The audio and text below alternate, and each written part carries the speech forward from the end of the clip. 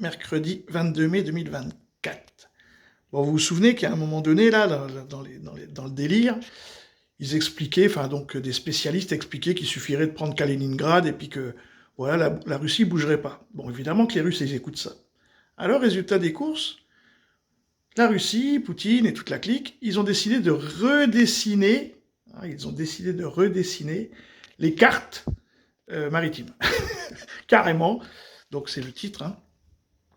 Voilà. Donc on va écouter le reportage. Bah écoutez, c'était sûr, hein, c'était évident. Hein, il y a un moment donné. Cette information que nous dévoile le Moscow Times. Les autorités russes ont décidé d'étendre les eaux territoriales du pays dans la mer Baltique, près de la frontière avec la Lituanie et la Finlande, selon un projet de résolution gouvernementale, écrit le journal en ligne. Et il détaille, la Russie via ce projet entend déclarer comme ses eaux intérieures une partie de cette zone à l'est du golfe de Finlande et une autre à proximité de ces deux villes de Baltisk et Zelenogradsk dans l'oblast de Kaliningrad.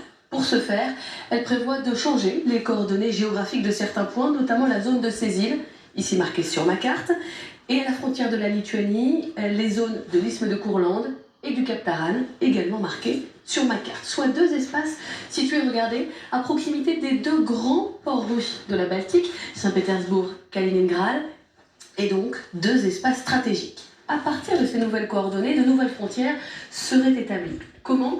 Via une distorsion du droit international maritime qui prévoit que jusqu'à 12 000 nautiques, soit 22 km du littoral, la mer appartient à l'État côtier. Sauf que ces délimitations épousent logiquement le dessin de la côte.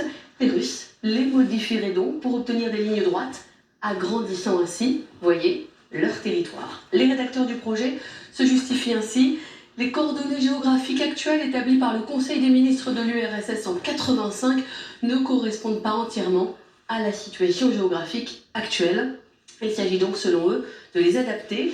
Il est précisé que l'acte juridique correspondant est en cours de préparation pour une entrée en vigueur prévue en janvier 2025. Pas sûr, Laura, que les voisins...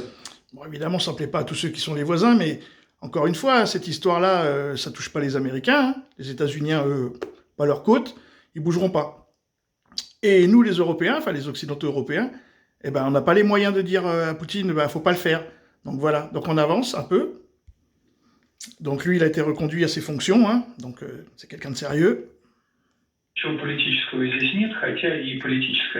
n'y a rien de politique ici, même si la situation politique a beaucoup changé depuis. Vous pouvez voir à quel point les tensions se sont intensifiées et quel est le niveau de confrontation, en particulier dans la région de la Baltique.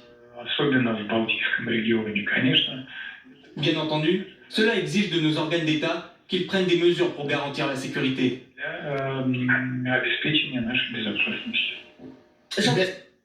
Bon, voilà, hein. Ça se rapproche. Salut.